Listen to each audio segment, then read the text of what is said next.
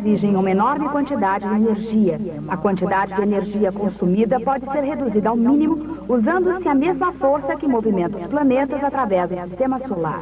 A força do campo gravitacional do Sol é usada na navegação espacial. Há poucos anos atrás, a única finalidade concebível da mecânica celeste que lhes ensinamos era determinar a trajetória dos planetas no céu. Mas hoje, isso já não é mais verdade. Hoje, muitos dos objetos no espaço foram colocados ali por nós ou por nossos amigos do outro lado desse pequeno planeta que habitamos. Dentro de poucos anos, certamente haverá muito mais. As rotas seguidas pelas naves espaciais e por satélites artificiais são governadas pelas mesmas leis que governam as órbitas dos planetas. Se um dia alguém abrisse a janela de sua nave espacial e dissesse: "Ei, como posso chegar a Vênus?", você poderia dizer-lhe: "Vou fazer o mapa."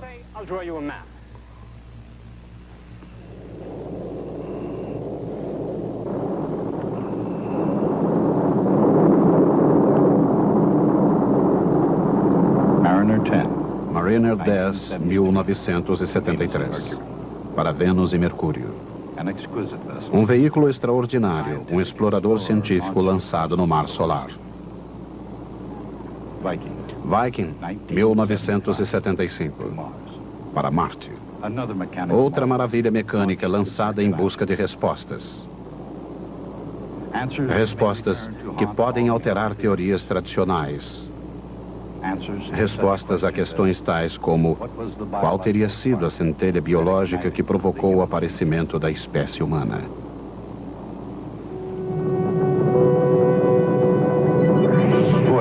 Voyager, 1977. Para Júpiter e Saturno. Para Urano e Netuno. Mariner, Viking e Voyager. Os Francis Drake, Fernão de Magalhães e Eric o Vermelho deste século, lançados numa tentativa de se descobrir como os planetas foram criados. Respostas de primeira mão podem transformar realidades atuais em capítulos históricos de ficção científica, ou podem fazer exatamente o oposto. Quaisquer que sejam as respostas do espaço, primeiro vêm as questões sobre a Terra, começando como em busca do desconhecido, como chegar além do conhecido. Sem contar sequer com o auxílio de um farol. Como pode um moderno Mariner, ou qualquer outro veículo da era espacial, navegar da Terra ao espaço? E uma vez lançado nos mares cósmicos, quem é o navegador?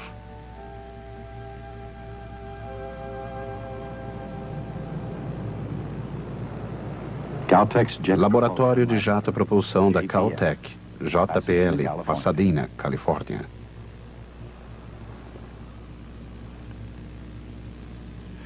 O centro nervoso da exploração da infindável fronteira do espaço. O córtex cerebral do programa planetário não tripulado da NASA. O centro de operações da rede espacial.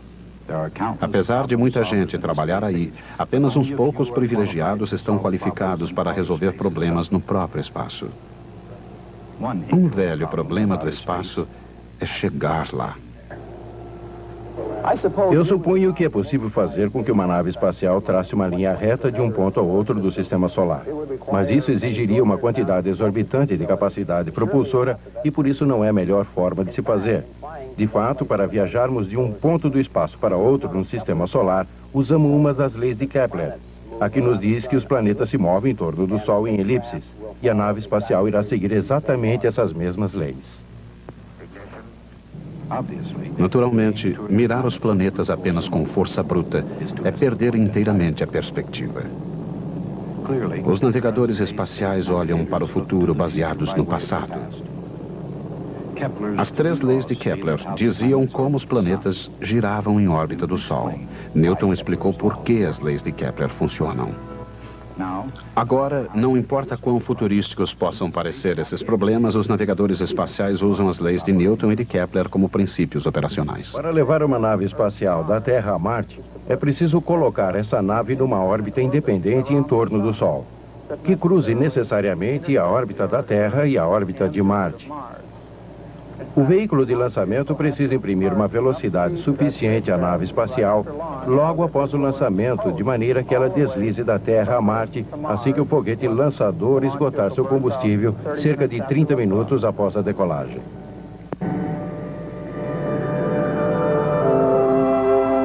Para cobrir a distância entre 2 pontos no espaço, uma nave viaja ao seu destino em órbita ao redor do Sol, como se fosse um planeta em sua órbita. A trajetória de uma nave espacial de um planeta a outro é chamada órbita de transferência. Na missão Viking, tivemos limitações na seleção da órbita de transferência porque o Viking era a maior nave espacial já lançada. O mais possante veículo de lançamento da época mal nos podia levar a Marte. A órbita de transferência clássica entre 2 planetas é conhecida como órbita de transferência de Hohmann. Seguimos uma órbita de transferência próxima a essa. Lançamos da Terra tangencialmente no ponto mais baixo da órbita, o ponto mais próximo do Sol. E chegamos a Marte no ponto mais alto e o ponto mais distante do Sol.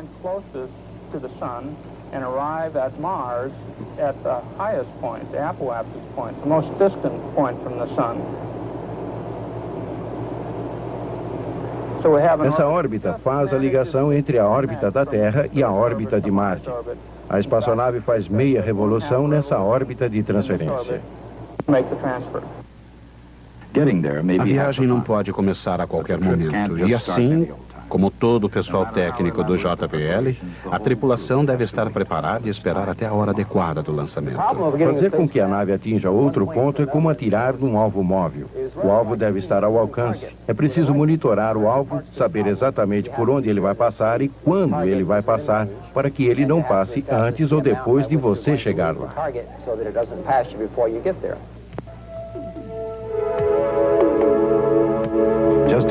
Assim como a 3ª lei de Kepler fixa a duração de um ano terrestre.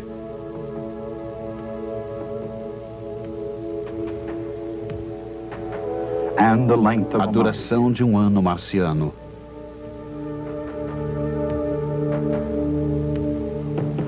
Ela também determina quanto tempo uma espaçonave, movimentando-se em sua própria órbita em volta do Sol, levará para ir da Terra à órbita de Marte.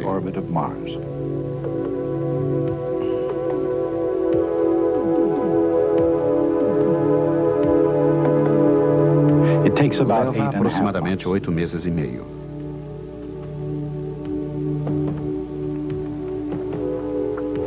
Para que Marte esteja esperando a chegada da nave, ela precisa ser lançada quando Marte estiver a apenas 44 graus à frente da Terra. Esse alinhamento é chamado oportunidade.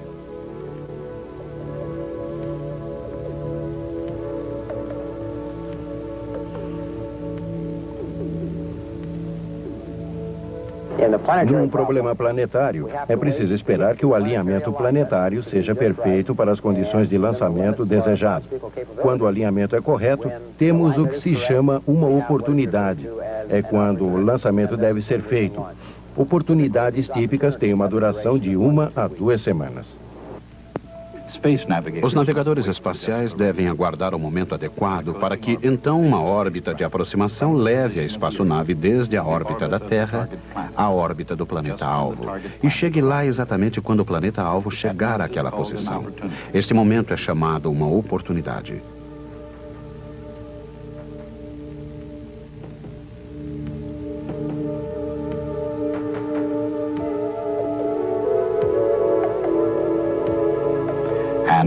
A oportunidade não ocorre ao mesmo tempo para todos os planetas. As perspectivas, no caso de Marte, parecem boas a cada 2 anos.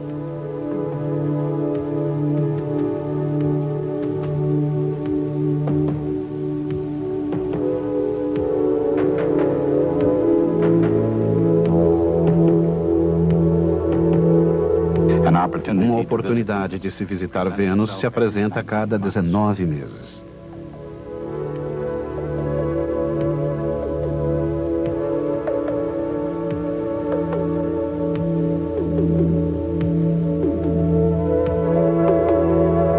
E no caso de Júpiter, a cada 13 meses.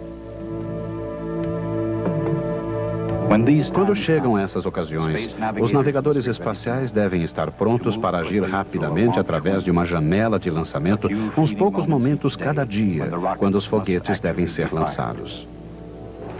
Em cada dia existe um período limitado no qual o lançamento pode ocorrer. Esse problema é semelhante a andar de carrossel e brincar de queimada com um amigo fora do carrossel. Para cada revolução do carrossel, você tem um tempo muito limitado para jogar a bola para esse amigo. Nesse caso, podemos comparar o carrossel com a Terra. Cada vez que a Terra dá uma volta, há um alinhamento entre o local do lançamento e a direção para a qual queremos ir. Quando ocorre esse alinhamento, fazemos o lançamento. So the problem is one of waiting until we get this alignment and then we launch. O carrossel chamado Terra encontra-se numa órbita quase circular em redor do Sol. Qualquer aumento ou aceleração de velocidade produz uma órbita maior, mais excêntrica.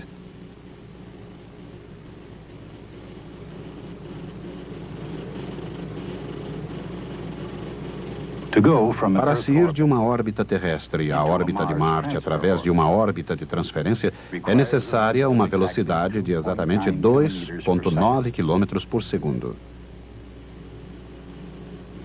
A primeira tarefa é escapar da órbita estacionária em torno da Terra.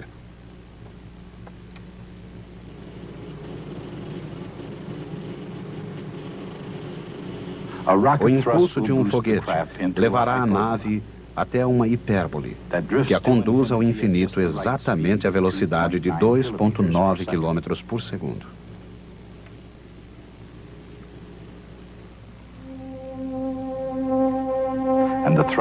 O impulso deve ocorrer exatamente no momento adequado.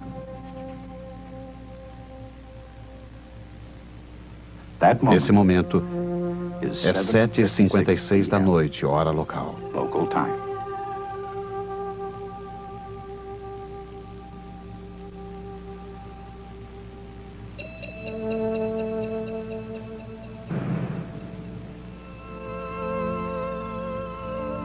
O Sol faz o resto do trabalho, desviando a trajetória para Marte através de uma órbita de transferência.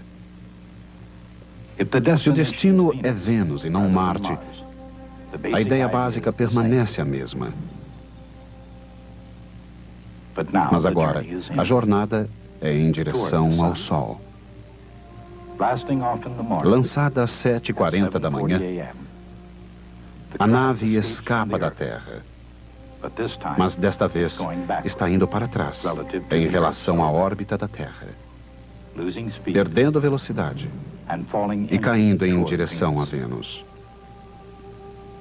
Assim, se um dia alguém abrir a janela de uma nave espacial e lhe perguntar: Ei, como eu posso chegar a Vênus aqui? Você já sabe o que responder. Fazer com que a nave chegue às imediações do planeta e conseguir que as órbitas se cruzem é apenas uma parte do desafio enfrentado pelo navegador espacial. O objetivo é fazer a nave pousar.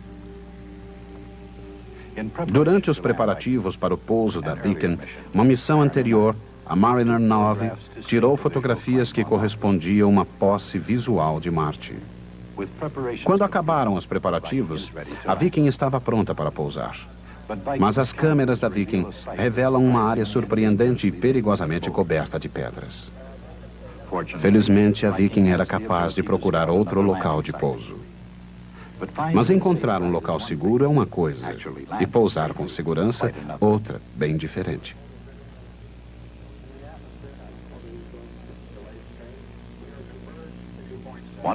Um cálculo errado, o que é fácil de imaginar a uma distância de 200 milhões de quilômetros, poderia significar a destruição da Viking. Mas o computador pré-programado a bordo da Viking salva o dia e também a nave. Pela primeira vez, o planeta Marte é fotografado da própria superfície. Newton e Kepler talvez tenham sonhado em instalar um equipamento científico num planeta distante, mas isso caberia aos cientistas do laboratório de jato propulsão. Cientistas e técnicos, geralmente, não costumam repousar sobre os louros da glória. Os navegadores espaciais concentram sua atenção não apenas em Marte, mas na enorme viagem aos outros 4 gigantes do Sistema Solar: Júpiter, Saturno, Urano e Netuno. Neste caso, o planejamento de tempo é tudo, pois esses planetas estão alinhados de uma tal maneira que uma nave espacial só poderia visitar todos eles numa mesma viagem a cada 175 anos. 1977 foi um desses momentos. Nesse ano, não apenas um, mas 2 frágeis veículos partiram numa viagem que os levaria ao gigante planeta Júpiter. Depois, através dos anéis de Saturno.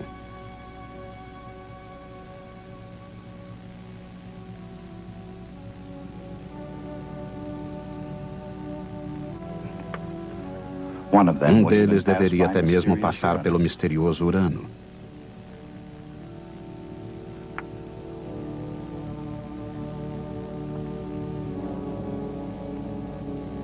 E ainda além do distante Netuno.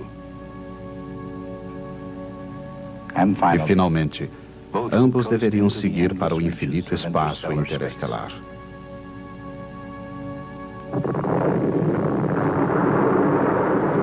Realizar essa viagem significava, antes de mais nada, superar a gravidade para escapar do planeta Terra. Mas, mesmo com essa grande oportunidade que só ocorre uma vez a cada 175 anos, isso não teria sido possível sem o auxílio da própria gravidade. O princípio do auxílio gravitacional usa a gravidade de um planeta para mudar a velocidade e a direção de uma nave espacial quando ela se aproxima do planeta. É claro que essa mudança de direção e velocidade ocorre em relação ao Sol. Do ponto de vista do planeta, não acontece muita coisa. A espaçonave está aqui. Ela se aproxima, acelera, desvia, perde velocidade e vai embora com a mesma velocidade com que chegou. Do ponto de vista do Sol, a situação é bem diferente. Ambas as missões Voyager receberam seu primeiro auxílio gravitacional do planeta Júpiter, que as impulsionou em direção ao Sol.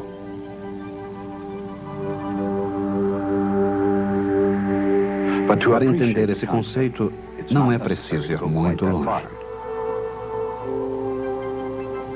Imaginemos um jogo de beisebol. O batedor vai bater a bola. Ele mantém o taco absolutamente imóvel. O lançador entra em ação e o bastão muda a direção da trajetória da bola. A ela não foi acrescentada nenhuma energia. Se o batedor agitar o bastão, então esse tem energia. Quando o bastão atinge a bola, agora lhe acrescenta energia. A combinação da energia transmitida à bola pelo lançador e a energia que a bola recebeu do bastão projetam-na para longe.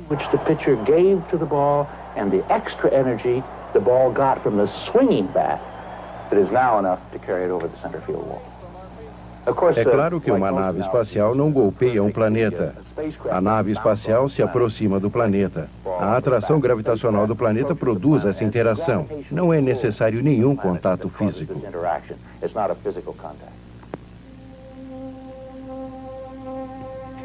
Se Júpiter realmente batesse na Voyager, então teríamos um verdadeiro jogo de beisebol. Embora não ocorra um contato físico, há uma impressionante conexão entre o beisebol e a física. Júpiter não está imóvel. Ele se move. Como um bastão. Ele transmite parte de sua energia à bola Voyager quando ela passa nas suas imediações.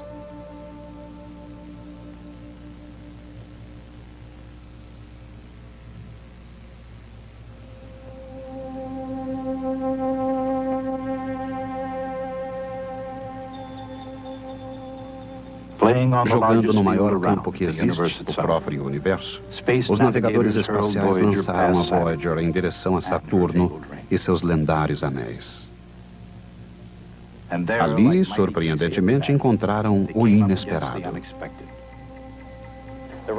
Os anéis são pequenos corpos em órbita em redor de Saturno.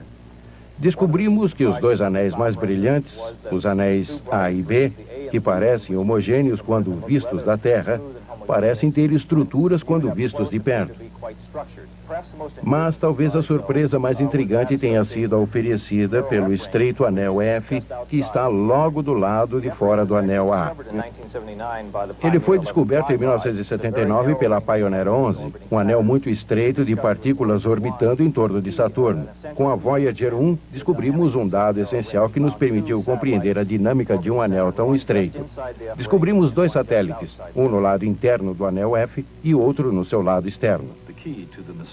O segredo do misterioso anel F é o mesmo princípio que levou a Voyager até lá para observá-lo, o princípio da assistência gravitacional.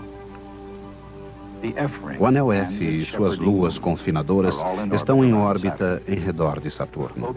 Obedecendo à terceira lei de Kepler, a lua interior se move com maior rapidez, o anel material mais devagar e a lua exterior ainda mais devagar. Quando uma partícula do anel se encontra com a lua interior mais rápida, a lua a atrai, fazendo com que ela se acelere e atirando-a a uma órbita distante.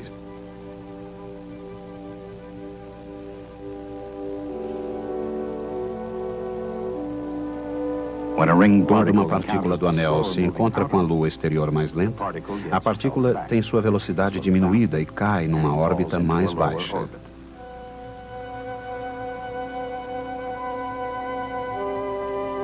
Esses efeitos, juntamente com as colisões entre as próprias partículas do anel, confinam o material entre as luas num anel estreito.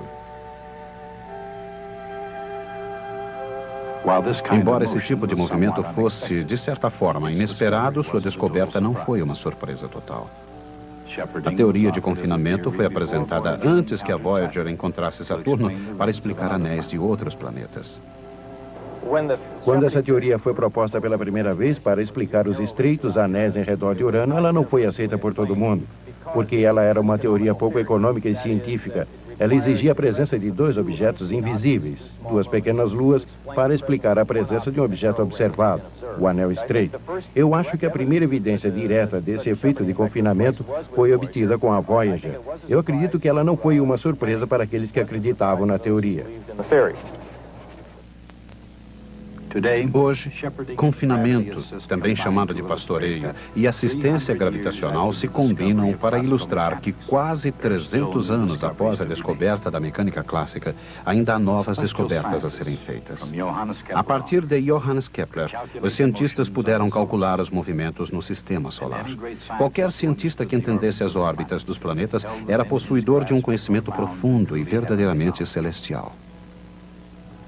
Mas durante 300 anos, mesmo para as maiores mentes, o céu permanecia ao alcance apenas do intelecto. 3 séculos se passariam antes que fossem dados os primeiros passos hesitantes além da barreira da gravidade da Terra, permitindo finalmente aos cientistas participar dos mundos além do planeta Terra. Navegar e calcular. Tornar o céu não só possível, mas também navegável. Esse é o milagre da era espacial. Isso é o que o pai da mecânica clássica deve ter sonhado.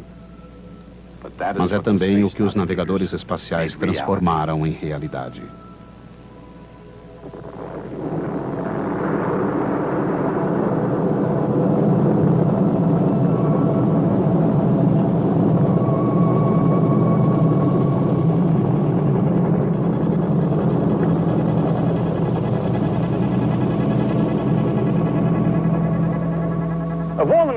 De todas as magníficas descobertas da missão Voyager, uma das mais inesperadas e espetaculares foi a complexa estrutura dos anéis de Saturno. Quando ocorreu essa descoberta, os cientistas de todo o mundo fizeram o possível para encontrar uma explicação. Ao que eu saiba, ninguém obteve sucesso. Bem, eu tenho uma teoria. Podem chamá-la de teoria de Goldstein.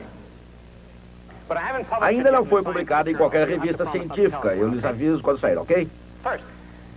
Primeiro, quero lembrá-los de que a espaçonave Voyager, assim como a Pioneer 10, antes dela, sairão do Sistema Solar e ficarão vagando para sempre no espaço infinito.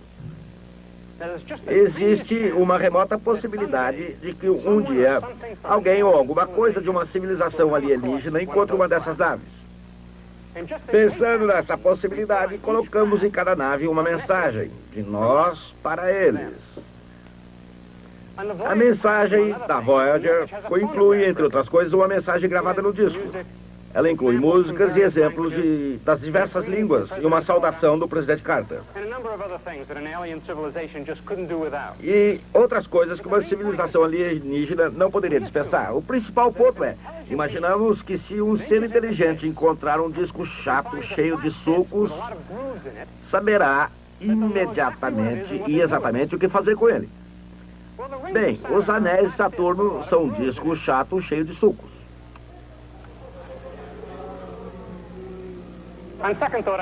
Pensando bem, acho que vou ficar com essa minha teoria para mim mesmo. Vejo na próxima vez. Para navegar da Terra a outro planeta, uma espaçonave é lançada numa órbita de transferência. O lançamento deve ocorrer num breve intervalo durante uma oportunidade específica para cada planeta. Os navegadores também utilizam a assistência gravitacional dos próprios planetas para obter impulsos adicionais.